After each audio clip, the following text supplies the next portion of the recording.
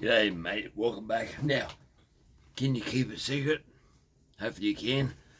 I'm going to do something I haven't done before. I'm throwing a free port job for someone who's already got 2 port jobs going. So tell him if you know him. I've turned around.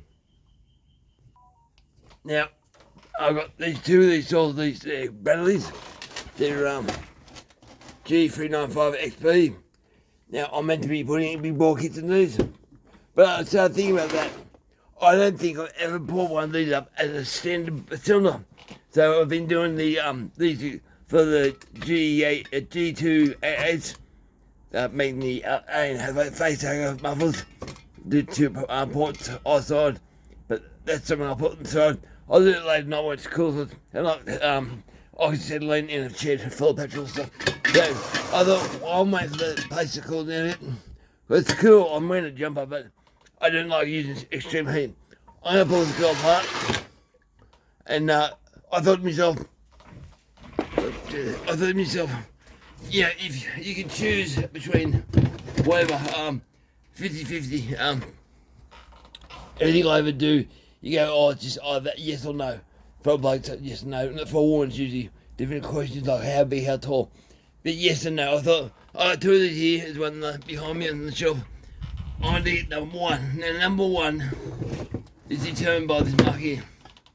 There's scratches there. Now, I want number 1. Oh, I didn't have that. That's the olive edge one, so I want to know which one was what. I thought to myself, I'll pick up number 1. And I thought, this is number 1. And the way our brain works, I'd love to know how this works. I seem to always pick the wrong one. So I picked the other one first, and I thought this was number 1, and it was not. I thought the first one I picked up was number 1, and it wasn't. This was number 1. The second one.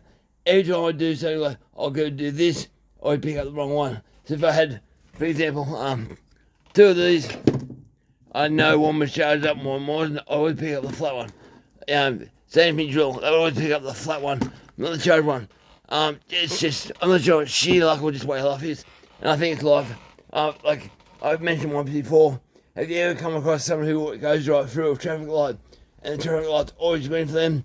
I go to traffic lights, they always seem to be going red or orange. So it's just like a draw, is sheer luck. I haven't had really good luck in the last few years, but I'm still kicking, so I'm happy with that. Anyway, I'm going to pull this apart off camera, pull this up as a standard 395, and I'm going to put this up against the other saw, which is on the bench up behind me, or the shelf. It'll have a big bore kit, pop piston, and all that. I'm going to adjust the squish on both. That's it, come off already. I'll adjust the squish on both, and I'll see how it runs. Then I'll pull the cylinder off this one after I've done all that, and put this a big bore kit, pop piston, and adjust the squish, just to see what's better. What's better on the saw. Now, to give you an idea of what I mean, you guys in America got no idea about this. It was a Holden VS SS Commodore. They had a 308 5-litre Holden V in there, and the guy who owned it, we call him Custard Guts, big fat guy was.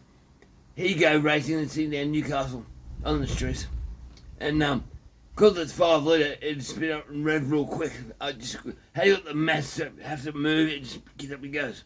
We had 253, then 308, and so on. We used to race against a Commodore next year up, a V2 Commodore, and they had a 5.7 litre V8 Chevy 350 Chev. And the 350 Chev will beam top end, but off the mark, the 5 litre, zoom, he's gone. And the 350 Chev, and he's always used to rap about that. So I thought, the 395 standard, will that outdo the big bore? And I thought it'd be interesting test to see. So I'll pull this one up, and I'll get a chance to run it, but I want to get the other one done too. So I'll have a poured standard bore and a poured big bore, and go face to face and see how they run. Now, Bradley runs 4-4 chain, so I'll run these on both 4-4 chain and see which one really goes the best. So don't tell Bradley, because Bradley, I don't know if Bradley will. It's just I'm sending the bore and a cylinder and piston to Bradley. So if he ever wants to pull his big bore off, or he killed his big bore, or something goes wrong, yeah, it's just a spare, and we'll see how it goes. But just like to tell you guys, I will pull the cylinder off this in a minute, and just share what the standard one looks like inside. I'm hoping it's got really good transfer chambers and stuff like that, but it's going to be a quick video.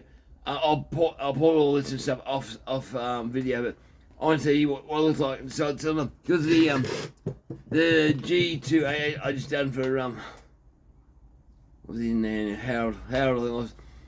It had really good slide transfers, different to what other transfers I've got in the Chevy, the cylinder, the spare cylinder. They wrap around to the upper like that, it's way bit better design. And I'm curious to know, this one here I think was the one that ran better and started easier. That's why I pick on this one here. I might be wrong, I should go look back through the videos. But if it's got good transfers and I can adjust whatever, it should be a good thing to do. So I'll pull it apart and I'll show what it looks like. Now, I don't know if you guys find this interesting, but I always like to know how tight the cylinder bolts are from factory. Because they're sometimes really tight or sometimes really loose. They don't like loose ones. But too tight usually makes it hard to put back together too. And they're odd size, not 5, they're imperial.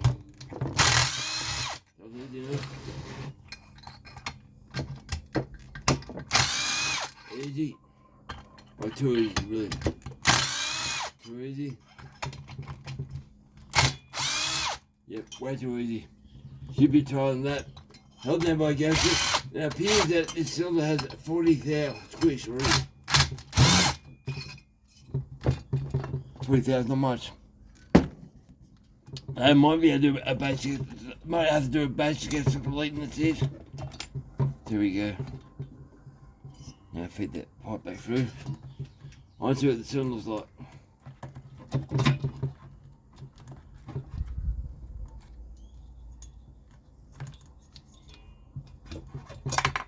There you go, apart.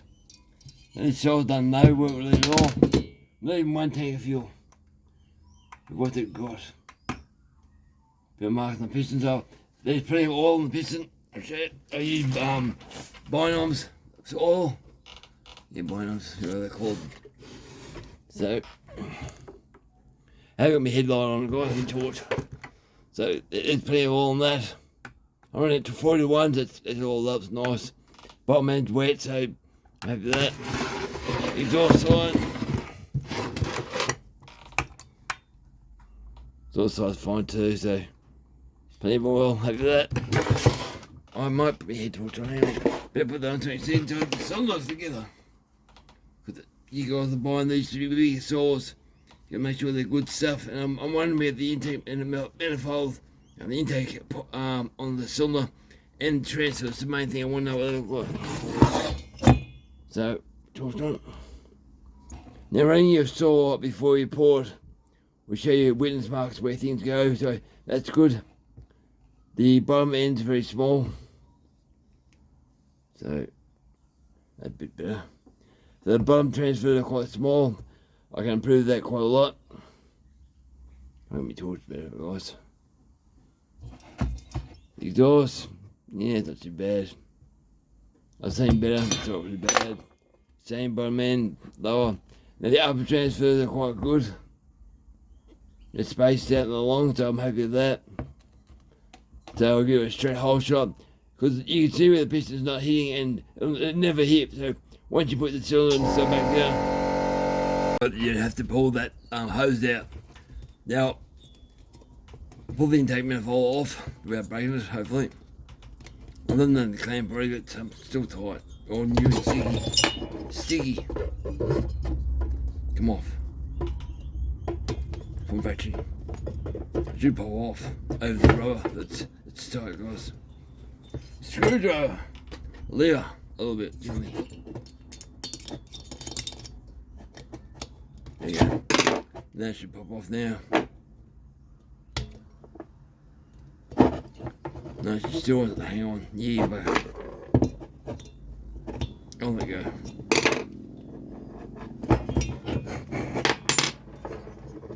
Let go. You want to let go. That's a rubber stuck in the aluminium. Aluminium. And I know Australian called it aluminium, but I watched a documentary. It was changed by England, so it's meant to be aluminum, not aluminium. That's why I changed it. Come on, you're bathing. Just well, don't swear too much. This is how break your fingernails. Trying to pull things like this off. The good is a good seal though. Come off. Gently come off. Gently, gently.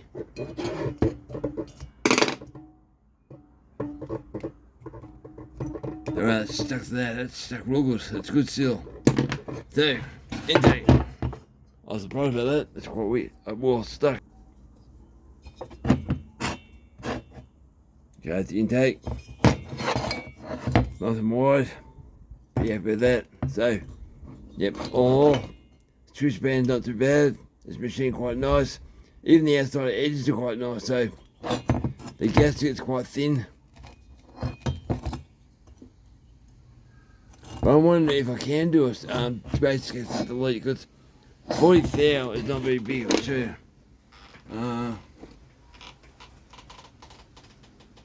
That's it there.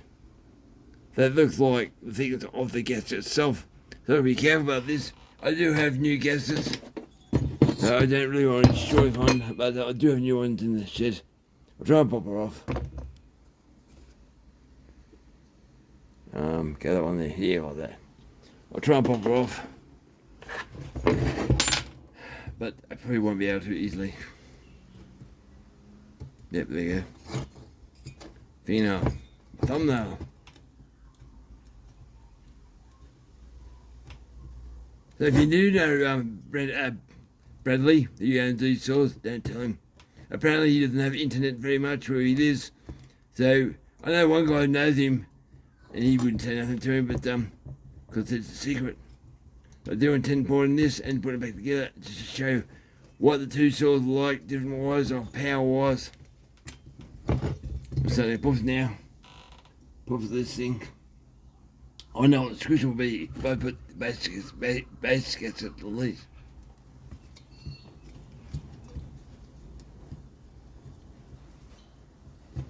Be careful, Kevin, don't cut yourself.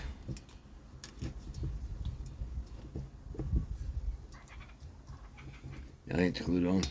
It's glue on the bolts. On the cylinder bolts, like I said, glue there. Sometimes it's cylinder. They'll loose, but they I'd say because the gasket's squished in. That'll probably come off one piece, I think. Yeah. Come on, clean too. Oh, it's metal. There's metal in this gasket. That's like a proper harsh one. I've come across that before in a 372. That is different. Right. I might go back to that yet, I'm not quite sure. But anyway, I might just thought I'd make a short video and just don't tell him. Be interested to see how this goes. Yeah, over and out guys, thanks for watching.